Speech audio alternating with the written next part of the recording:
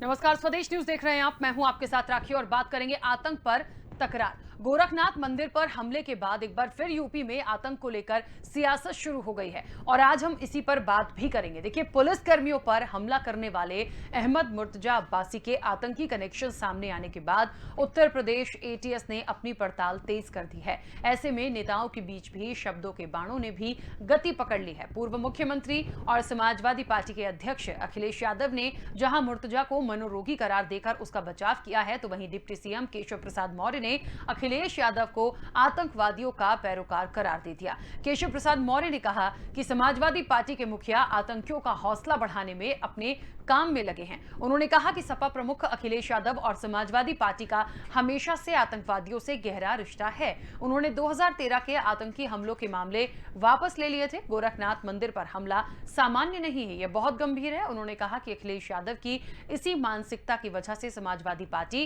खत्म हो जाएगी। आपको बता दें कि गोरखनाथ मंदिर के बाहर बीते दिनों पुलिस कर्मियों पर हमले के मामले में समाजवादी पार्टी के राष्ट्रीय अध्यक्ष अखिलेश यादव ने भाजपा पर आरोप लगाया था कि भाजपा बेवजह किसी भी बात को तूल देती है। उन्होंने हमले के आरोपित अहमद मुर्तजा अब्बासी के मानसिक रोगी होने पर ध्यान देने की बात कही थी। अखिलेश यादव ने कहा था कि मुर्तजा अब्बासी के पिता ने कहा कि वह मनोरोग से पीड़ित है, उस पर भी ध्यान देने की आवश्यकता है। भाजपा तो एक ऐसी पार्टी है जो स्थिति को बढ़ा चढ़ाकर पेश करती है। देखिए, इस पूरे मामले में जांच की बात की गई थी और जांच भी शुरू करने की बात की गई थी। जांच हुई भी है, बातचीत हुई है, तमाम लोगों ने चर्चा की है और उसको मनोरोगी करार दे रहे हैं अखिलेश यादव भी।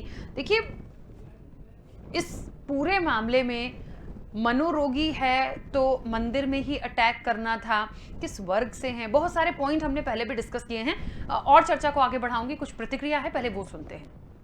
समाजवादी पार्टी, इनका रिश्ता नाता जैसे आतंकवादियों के साथ पहले से प्रकट होता रहा है। किस प्रकार से 2013 में इन्होंने जो आतंकवादी हमले हुए थे उनके इन्होंने मुकदमे वापस लिए, किस प्रकार से फिर उन मुकदमों को वापस लेने से माननीय उच्च न्यायालय ने रोक लगाई और फिर उस पर मुकदमा चला और उनको आजीवन कारावास और फांसी तक की सजा हुई। किस प्रकार से अभी मेरे पास उपलब्ध है ये एक जो सैफ शेख जो उत्तर प्रदेश का था, उसके पिता के साथ श्री अखिलेश यादव जी की फोटो स्पष्ट ये दिखाई दे रही है कि ये पहले से ही किस प्रकार के लोगों के साथ इनका रिश्ता। इतनी बड़ी घटना गोरखनाथ मंदिर पे जो हमला है वह हमला साधारण नहीं है, वो एक बहुत गंभीर घटना थी और उस गंभीर घटना की जांच में जुटी हुई पुलिस का मनोबल तोड़ने या ऐसे अपराध करने वालों का मनोबल बढ़ाने का यह प्रयास श्री अखिलेश यादव जी के द्वारा जो किया गया है, मैं उसकी कड़ी भर्त्सना करता हूं। जानकारी आ रही है और उसके पिता ने जो कहा है कि साइकेट्रिक प्रॉब्लम थी, बाइपोलर इश्यूज हैं उसके साथ, मुझे लगता है वो पहलू भी देखना पड़ेगा। और बीजेपी तो वो पार्टी है जो बात को न जाने कितना खींच देती है। समाजवाद देखिए, आतंक पर तकरार की बात हो रही है, बहुत सारी बातें पहले भी कही गई, अभी भी कही जा रही है। कौन किसको बचा रहा है, क्यों बचा रहे हैं, क्यों इस तरह की बातें आ रही हैं? मुझे लगता है सिर्फ मनोरोगी है वो, इसलिए वो अटैक करने गया, कहीं और तो उसने अटैक नहीं कर दिया। हम पहले भी ये चर्चा कर चुके हैं। देखिए, पिता हैं, बचाएंगे। अखिलेश यादव क्यों बचा रहे हैं? और यदि मनोरोगी है भी तो उसको क्या पुलिस वाले ही मिले थे, क्या मंदिर ही मिला था, गोरखनाथ मंदिर ही मिला था? बहुत देखिए सारे सवाल हैं जो जहन में आते हैं, क्योंकि इस वक्त उसके मनोरोगी से ज्यादा महत्वपूर्ण है कि यदि उस दिन कोई और घटना हो जाती तो बहुत बड़ी दिक्कत हो सकती थी और बहुत सारे सवाल फिर से होते। तो एक तो वो पकड़ा गया, ये अच्छी चीज हुई है, लेकिन ये इस तरह की जो बातें आ रही हैं, मुझे लगता है और ज्यादा इसमें डिटेल में जाने की जरूरत है। और उसके खुद के भी मनोरोगी है तो वो भी तो कुछ कहेगा, वो भी तो कुछ बात कर रहा होगा। मुझे लगता है उसकी भी एक बातचीत क्या है, वो सारी चीजें सामने आनी चाहिए। विस्तार से चर्चा करूंगी। मेहमान जुड़े हुए हैं, सबसे पहले आपका परिचय करा दूं। भारतीय जनता पार्टी का पक्ष रखने के लिए केसी जैन जी हमारे साथ जुड़े हैं। केसी जैन जी, बहुत स्वागत चर्चा में जुड़ने के लिए। सपा का पक्ष रखने के लिए अकमल इमाम जी हमारे साथ जुड़े हैं। अकमल इमाम जी, आपका भी बहुत स्वागत है। और वरिष्ठ पत्रकार हैं नावेश शिकोह जी, आपका भी बहुत स्वागत है।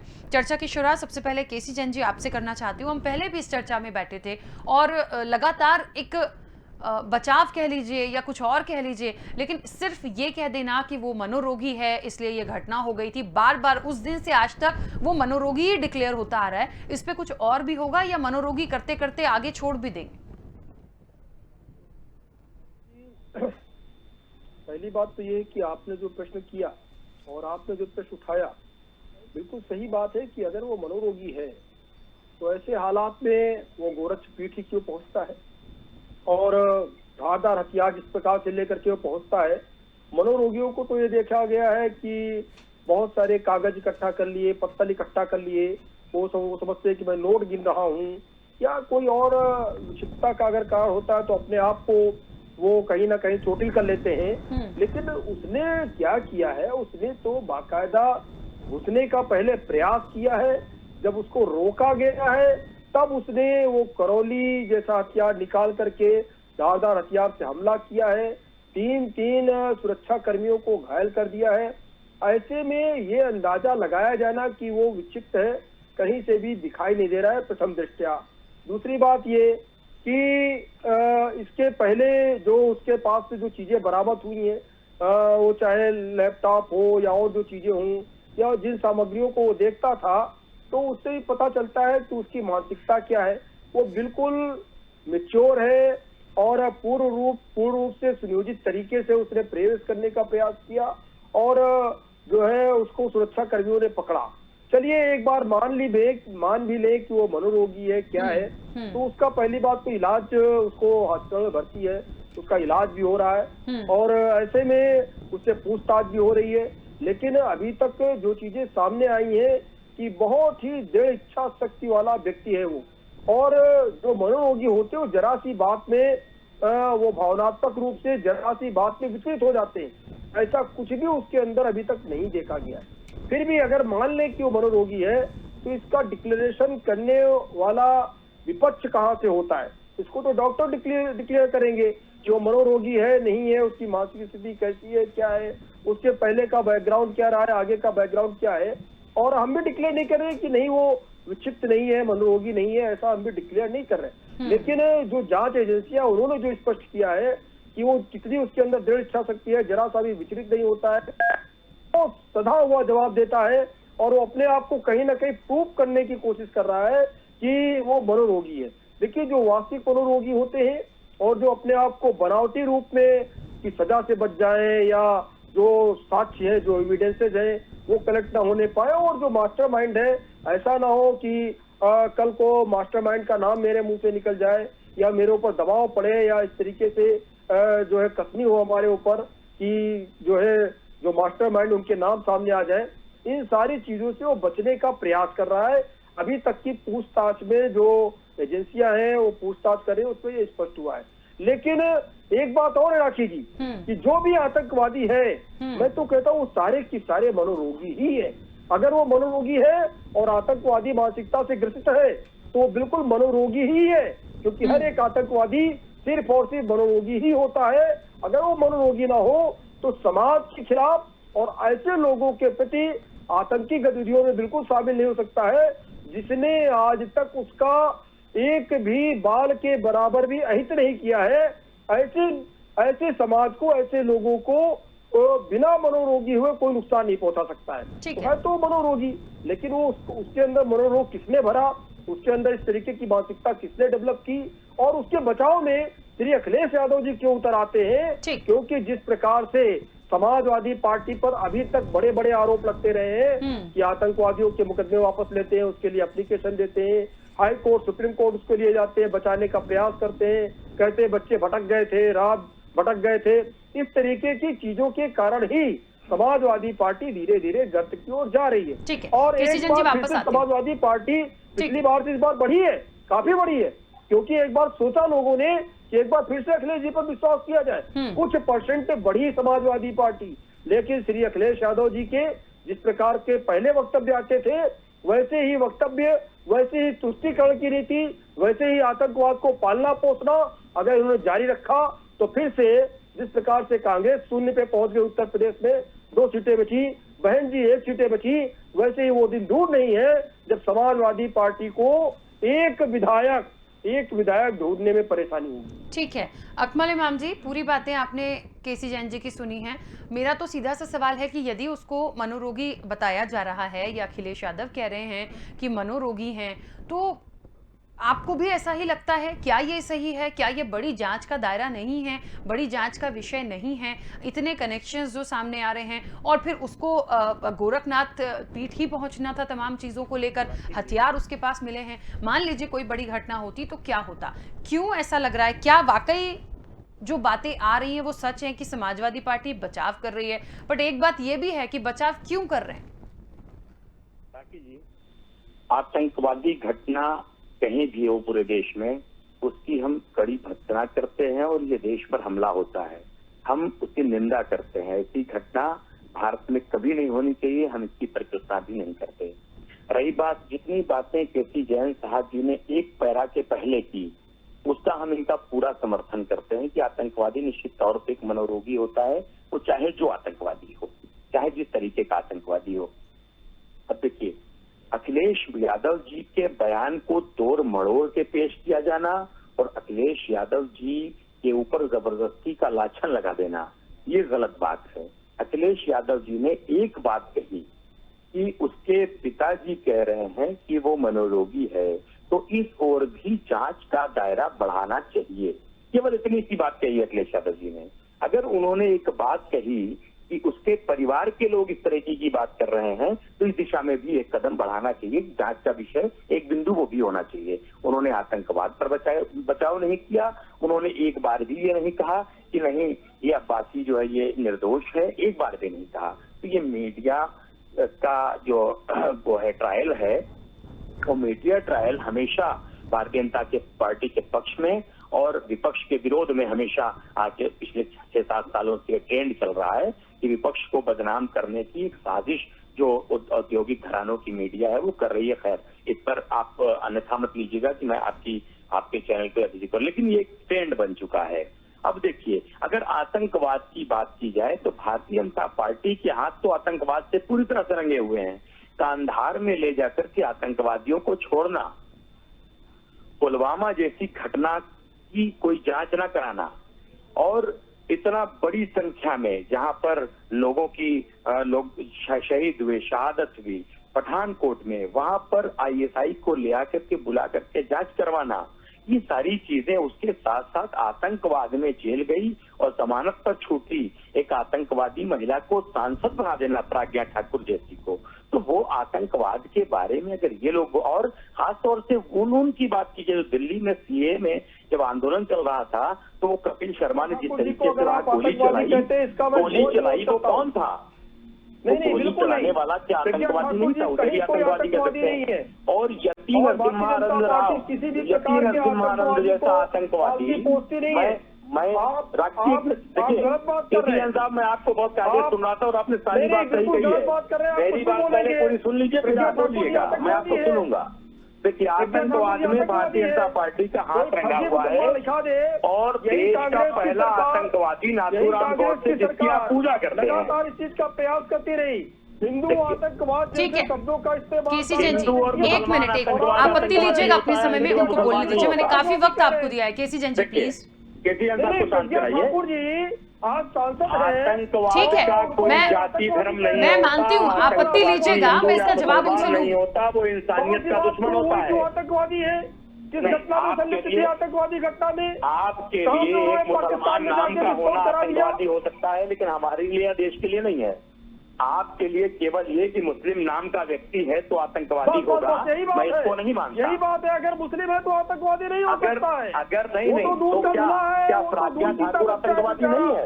इनोसेंट है, क्या प्रज्ञा ठाकुर आतंकवादी नहीं है? आप कह रहे हैं उसको छोड़ देना चाहिए। क्या बापू का हत्यारा नाथूराम गौडसे आतंकवादी नहीं था? मुसलमान है तो इनोसेंट क्या है, नाथूराम गौडसे आतंकवादी नहीं था? परमिशन है आतंकवाद करने की। मुसलमान है तो उसको बम चलाने की परमिशन है। देखिए, मुझे इस वक्त ये लगता है कि जात पात से हटके हम ये देख लें कि किस तरह के लोगों की संलिप्तता होती है, आतंकवाद की जड़ कहां से है, जिसने हमला किया वो कौन था। हम पर्टिकुलर व्यक्तिगत रूप से जात पात पे ना जाएं, लेकिन वो कोई भी है, आतंकवादी की कोई जात नहीं होती है। मुझे लगता है ये आप लोगों को पता होना चाहिए। भारतीय जनता पार्टी को जो वोट के रूप में ज्यादा बेहतर लगता है, जिससे इनका वोट परसेंटेज बढ़ सकता है, उसको आतंकवादी बताना, अतिवादी बताना, ये इनके चरित्र है। मैं पूछता हूँ क्या नाथूराम गोडसे आतंकवादी नहीं था? अरे तो नाथूराम गोडसे आतंकवादी था कि नहीं था? 99 नहीं 100% आतंकवादी गतिविधियों में मुस्लिम ही क्यों निकलते हैं, क्यों शामिल होते हैं? मान लिया, 100% मुस्लिम होते हैं मान लिया जो आतंकवादी गतिविधियों में शामिल निकलते हैं। हमें बोलने देंगे, हमें बोलने देंगे, हम भी आपको नहीं बोलने देंगे। ईरान में देख लीजिए, ईरान में देख लीजिए, सब जगह ठीक है, प्लीज चर्चा को थोड़ा आगे बढ़ने दीजिए। वरिष्ठ पत्रकार भी जुड़े, मुझे उनकी भी प्रतिक्रिया लेनी है, प्लीज। वो हिंदू थे क्या, क्रिश्चियन थे क्या? नाथूराम गोडसे कौन था? नाथूराम गोडसे कौन था? देशभक्त था, देश का पहला आतंकवादी था जिसकी आप पूजा करते हैं। चलिए, मुझे लगता है प्लीज मुर्तजा अब्बासी को आप ना नाथूराम गोडसे से कंपेयर करिए, ना प्रज्ञा ठाकुर से करिए, प्लीज मैं बोलने ही नहीं दूंगी। आप इस विषय से आप ज्यादा हो रहा है। ट्रायल कर रहे हैं और जो हमारे उप मुख्यमंत्री जी ने माननीय अखिलेश यादव जी पर आरोप लगाया है, उन्हें पहले माफी मांगनी चाहिए इस बात के लिए कि किस तरीके से उन्होंने गलत तथ्य पेश किया। अखिलेश यादव जी ने कहीं पर ये नहीं कहा, कहीं पर ये नहीं कहा कि अब्बासी आतंकवादी नहीं है, कहीं पर ये नहीं कहा कि उसे बख्शा जाना चाहिए, कहीं पर ये नहीं कहा कि उसे छोड़ दिया जाना चाहिए। उन्होंने कहा कि अगर उसके पिताजी कह रहे हैं कि वो एक मानसिक रोगी है तो इस पर भी जांच करानी चाहिए। और जांच से क्यों भागती है भारतीय जनता पार्टी? भारतीय जनता पार्टी जांच कराए। और सुनिए, आतंकवादियों को कांधार तक ले जाकर छोड़ने वाले लोग आतंकवाद पर बोलने के अधिकारी नहीं है। आतंकवादियों जैसे आतंकवादी। चलिए, केसी जैन जी और अकमल इमाम जी प्लीज अब चुप हो जाइए, प्लीज प्लीज मैं रिक्वेस्ट कर रही हूँ, प्लीज चुप हो जाइए। वरिष्ठ पत्रकार की प्रतिक्रिया आने दीजिए। नाविद जी इस पूरे घटनाक्रम में बार बार आतंकवाद और ना जाने कहां जा रहे हैं, इस घटना को कैसे लें? क्या मनोरोगी है तो छोड़ दिया जाए? क्या जांच को नहीं बढ़ाया जाना चाहिए? और ये बात बिल्कुल सही है कि ज्यादातर जो इस तरह की घटनाएं आती हैं वो एक विशेष वर्ग से क्यों है? निश्चित तौर पर भारतीय जनता पार्टी को। ठीक है, अकमल इमाम जी, केसी जैन जी, प्लीज नाविद जी को बोलने दीजिए, प्लीज मैं रिक्वेस्ट कर रही हूँ। देखिए, अगर इस घटना और इस गंभीर विषय को राजनीति से जोड़ा जाए तो मैं समझता हूं कि वो मुनासिब नहीं होगा, क्योंकि राजनीति हमेशा अधिकांश स्वार्थ के ऊपर होती है, झूठ के ऊपर होती है और कहीं ना कहीं एजेंडे के ऊपर होती है। मेरा मानना है कि जो आपने विषय उठाया है इस पर चर्चा की जाए और इसकी गंभीरता पर चर्चा की जाए और इस पर चिंतन और मनन किया जाए। आतंकवाद को इस देश का कोई भी नागरिक, कोई भी समुदाय, कोई भी प्रांत से जुड़ा हुआ इंसान या कोई भी राजनीतिक दल सही नहीं कहता है। हर कोई उससे निंदा करता है और हमेशा आतंकवाद को जड़ से खत्म करने की बात करता है। ये मन से कहता है क्योंकि आतंकवाद हर इंसान के लिए खतरनाक है, जानलेवा है और बर्बादी का एक सबब है। मैं कतई नहीं मानता हूं कि कोई भी राजनीतिक दल, मैं किसी राजनीतिक दल के बयान और रिएक्शन के ऊपर बात नहीं करूंगा, लेकिन क्योंकि आज विषय इस तरह का आपने उठाया है कि अखिलेश यादव ने ये कहा और डिप्टी सीएम ने ये कहा, तो एक चीज तो ये मान के चलिए कि आतंकवाद को कोई भी राजनीतिक दल अगर उसका समर्थन कर दे तो मैं समझता हूं इस देश में उस राजनीतिक दल का के नामो निशान मिट जाना चाहिए। उसको कोई भी जनता, किसी भी समुदाय की जनता उसको एक भी वोट नहीं देगी, ना उसका रजिस्ट्रेशन होगा, ना चुनाव आयोग उसको मान्यता देगा। तो ये तो गलत है और मुझे नहीं लगता है कि आतंकवाद का कोई भी समर्थन खुल के कर सकता है। और जहां तक इस घटना का सवाल है, ये बहुत चिंता का और बहुत गंभीर विषय है। जिस तरीके से एक संवेदनशील, जहां से लोगों की आस्था जुड़ी हुई है, एक मंदिर, वो मंदिर जिससे सीधा रिश्ता उत्तर प्रदेश के मुख्यमंत्री का है, जहां पर सुरक्षा के दृष्टिकोण से भी उसको बहुत महत्वपूर्ण समझा जाता है। वहां पर एक संदिग्ध व्यक्ति जाता है और उसके पास एक हथियार जैसा लोहे का हथियार होता है और वहां के सुरक्षा कर्मियों को वो उस पर हमला करता है, उनको मारने की कोशिश करता है। ये गंभीर विषय है। उसके बाद जांच एजेंसियां को ये लगता है, उनको ये महसूस होता है, उनको इस बात के साक्ष्य मिलते हैं कि ये आतंकवाद से इसकी कहीं ना कहीं जड़ें जुड़ी हुई हैं। वो लोग इस पे काम कर रहे हैं और कहीं ना कहीं हमें अपनी सुरक्षा एजेंसियों के ऊपर पूरा भरोसा है, अपनी सरकार, चुनी हुई सरकारों के ऊपर पूरा भरोसा है, वो अपना काम कर रही हैं। और इस देश की जनता हमेशा आतंकवाद के खिलाफ है और रहेगी, ये अपने आप में अच्छी बात है। लेकिन जो राजनीति हो रही है ये बहुत ही स्वार्थ से प्रेरित है। मैं एक बात जरूर कहना चाहूंगा कि ये विषय जो है, ये विषय हम दो बिंदुओं से जोड़ना चाहेंगे कि आज हमारे उत्तर प्रदेश के नागरिकों को चिंता है, क्योंकि हमारा उत्तर प्रदेश में एक सप्ताह में 2 घटनाएं सामने आई है और एक एक बच्चे को इस बात की चिंता है। एक वो घटना जिसकी हम जिक्र कर रहे हैं, एक वो घटना कि एक बहुत ही सम्मानित, एक बहुत ही जहां से हम सब की और हिंदू समाज की आस्था जुड़ी हुई है, उस मंदिर के द्वार पर एक इस तरह की हरकत होती है और जो हरकत करता है उसके आतंकवादियों से कहीं ना कहीं इस तरह के ग्रुप से तार जुड़े हुए, ये हमारे देश की सुरक्षा एजेंसियां कह रही है, तो हमें इसको मानना पड़ेगा। ये चिंता का विषय है। और दूसरा चिंता का विषय यह कि इसी सप्ताह एक व्यक्ति पकड़ा गया है, उसके पास से दुनिया के सबसे खतरनाक हथियार बरामद हुए। बहुत खतरनाक हथियार, बहुत खतरनाक हथियार, ऐसे खतरनाक हथियार जो आतंकवादियों के पास भी शायद ना हो। कहीं ना कहीं अंतर्राष्ट्रीय उसका भी रिश्ता होगा, उसकी भी चिंता हम करते हैं और गोरखपुर की भी चिंता करते हैं और दोनों को गंभीरता से लेते हैं। और हम ये जानते हैं, हम अपनी सरकार के ऊपर, उत्तर प्रदेश की योगी सरकार के ऊपर और मोदी सरकार के ऊपर मुझे पूरा विश्वास है कि दोनों घटनाओं को जांच होगी, निष्पक्षता से होगी और अगर वो आतंकवादी है गोरखपुर में जिसने हरकत की है तो उसको सख्त से सख्त सजा दी जाएगी, उसको फांसी पे टांग के ये एहसास दिलाया जाएगा कि आतंकवाद की तरफ किसी के भी कदम बढ़ेंगे तो उसका यही नतीजा होगा। उससे जुड़े हुए लोगों को सख्त से सख्त सजा मिलेगी, चाहे पूरा गांव और शहर क्यों ना जुड़ा हुआ हो, उसको फांसी पे लटका दिया जाएगा। लेकिन वो व्यक्ति जिसके पास से दुनिया के खतरनाक हथियार, एक हथियार ऐसा जो हजारों सैकड़ों लोगों को मार दे, वो हथियार कहां से चले आ गए, उसमें किसका हाथ था, उस पर भी चर्चा होना चाहिए। उस पर भी इस देश की सुरक्षा एजेंसियों को जांच गहराई से करना चाहिए। इस मीडिया, इस चैनल को भी उस पर भी गंभीरता से चर्चा करना चाहिए। भारत के मीडिया को भी, भारत के पत्रकारों को भी, भारत की जनता को भी और भारत के राजनीतिक दलों को भी उस पर भी चिंता करना चाहिए। और जरूर हो सकता है कि उसके भी आतंकवाद से रिश्ता हो। एक मिनट मुझे और दे दीजिए। ये जो राजनीतिक दल है, मैं पक्ष और विपक्ष में किसी पे बहुत अच्छा विश्वास इसलिए नहीं करता हूं क्योंकि इनकी बातों के पीछे कोई सबूत नहीं होते हैं, कोई तर्क नहीं होते। इनका स्वार्थ सिर्फ वोटों के लिए होता है, सत्ता के लिए होता है, चाहे समाजवादी पार्टी के अखिलेश यादव हो, चाहे वो बीजेपी के डिप्टी सीएम को। मैं एक बात कहना चाहता हूं, अगर राजनीतिक चर्चा हम लोग कर रहे थे तो चर्चा यहां पर चलते क्या होना चाहिए थी, राजनीतिक चर्चा यह होना चाहिए थी कि समाजवादी पार्टी के नेता ये कहते कि उत्तर प्रदेश में गंभीर खूंखार आतंकवादी पकड़ा गया है और उसके सबूत मिल रहे हैं कि अंतर्राष्ट्रीय आतंकवादी उससे जुड़े हुए हैं, और भारतीय जनता पार्टी के ये नेता कहते कि नहीं, शायद ऐसा नहीं है। अभी इतने जल्दी ये नहीं कहना चाहिए। अभी ये इसलिए नहीं कहना चाहिए क्योंकि अभी जांच की पूरी तरीके से जांच नहीं हुई है। अभी दोनों पक्षों को देना चाहिए, अभी उस पक्ष को भी देखना चाहिए जिसमें उनके पिताजी बाकायदा उसका पूरा डॉक्टर की रिपोर्ट दिखा रहे हैं। ये भारतीय जनता पार्टी की राजनीति होना चाहिए, क्योंकि अगर आतंकवादी एक उत्तर प्रदेश के गोरखपुर में इतना बड़ा स्कैंडल सामने आ रहा है कि जो सबसे सुरक्षित होना चाहिए, जो गोरखपुर जहां से रिश्ता हमारे बहुत ही ताकतवर और हमारे लोकप्रिय मुख्यमंत्री का है, वहां पर आतंकवादी अंतर्राष्ट्रीय साजिश कर रहे हैं। वही भाजपा है जो भारतीय जनता पार्टी कह रही है 7 साल में मैंने आतंकवाद खत्म कर दिया, अपराध खत्म कर दिया, सारे अपराधी भाग गए हैं।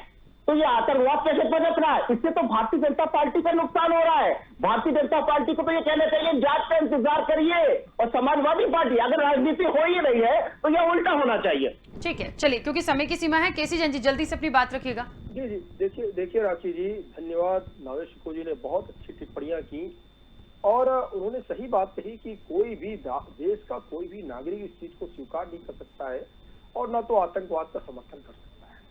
लेकिन क्या होता है राखी जी, जब किसी आतंकवादी को, जो आतंकवादी गतिविधियों में संलिप्त हो, जाति, धर्म, संप्रदाय, स्थान के आधार पर उसका बचाव किया जाता है, तो कहीं ना कहीं जान में अनजान में, चाहने और ना चाहने से फर्क नहीं पड़ता है, लेकिन उसका समर्थन हो जाता है, उस आतंकवाद का समर्थन हो जाता है, क्योंकि हम उसको बचाने का प्रयास कर रहे हैं। हम ये सिद्ध करने का प्रयास कर रहे हैं कि उसने तो कोई गलती नहीं की, वो तो आतंकवादी घटना है, ना तो वो आतंकवादी है। अभी हमारे समाजवादी पार्टी के साथी ने कहा कि उसके पिताजी कह रहे हैं ये बात, तो ऐसा कौन सा माँ बाप है और ऐसा अभी तक कौन सी आतंकवादी घटना रही जिसमें उसके माँ बाप ने आकर के उसको सामने पकड़ के सरेंडर कर दिया हो कि मेरा बेटा गलत रास्ते पे चला गया, इसको फांसी चढ़ा दी। माँ बाप तो जो कत्ल करके आता है, 302 करके आता है, उसको भी जब उसकी भी जमानत लेते हैं, ठीक उसको है। भी बचाने का प्रयास करते हैं। बड़े देखिए, से बड़ा वकील मुझे ऐसा करते हैं लगता है और लड़ते हैं, लोअर कोर्ट से लेके सुप्रीम कोर्ट तक लड़ करके उसको बचाने का प्रयास करते हैं। ठीक है, तो सिर्फ केसी उसके जैन जी। पिताजी के आधार पर ये कह देना कि वो मानसिक रूप से विक्षिप्त है, कैसे मान सकते हैं? ठीक है, और मैं भी बीच में आदरणीय- रोकूंगी क्योंकि समय की आदरणीय सीमा है। और नारायण देखिए, ये टिकोनी ने विषय अच्छी बात ऐसा हो कही गया है कि कि अखिलेश फिलहाल जी का हमें क्या है, उससे पता जांच चलता है करनी है, कि कहीं ना कहीं देखना उसके है कि पास मनोरोगी है या नहीं, बार उसकी भी यही प्रतिक्रिया कहा आनी कि है। उसको बख्शा जाना चाहिए। डिप्टी सीएम ने राजनीतिक फायदे के लिए उल्टा पुल्टा बयान दिया और विपक्ष को बदनाम करने की जो भारतीय जनता पार्टी की साजिश है, भारतीय जनता पार्टी को इससे बाज आना चाहिए। ठीक है, क्योंकि मुझे तो लगता है भारतीय जनता पार्टी के हाथ हकीकत में आतंकवाद से आतंकवादी रंगे है हुए हैं। तो सजा होनी भारतीय चाहिए। जनता इन पार्टी चीजों को के बहुत हाथ गंभीरता से लेना आतंकवाद से रंगे हुए चाहिए। हैं। देखिए, समय की सीमा है, मुझे देखिए, रोकना होगा। बात हम तो फिर दुर्घटना- बैठेंगे दोबारा कभी इस चर्चा में। आप सभी का बहुत शुक्रिया इस चर्चा में जुड़ने के लिए। एक बात बहुत महत्वपूर्ण है, आतंक पर तकरार हो रही है। तकरार करने की देखिए जरूरत नहीं है, क्योंकि आतंकवाद का समर्थन कोई भी नहीं करता है, किसी भी देश में नहीं होता। और यदि ये चीजें हुई हैं तो आप मनोरोगी बताकर उसको छोड़ नहीं सकते हैं। बड़ी जांच है, गंभीर रूप से उसको गंभीरता से लेना चाहिए। जिस तरीके से वरिष्ठ पत्रकार ने भी कहा है, सिर्फ राजनीति का विषय ये नहीं है। फिलहाल चर्चा में इतना ही, दीजिए इजाजत, नमस्कार।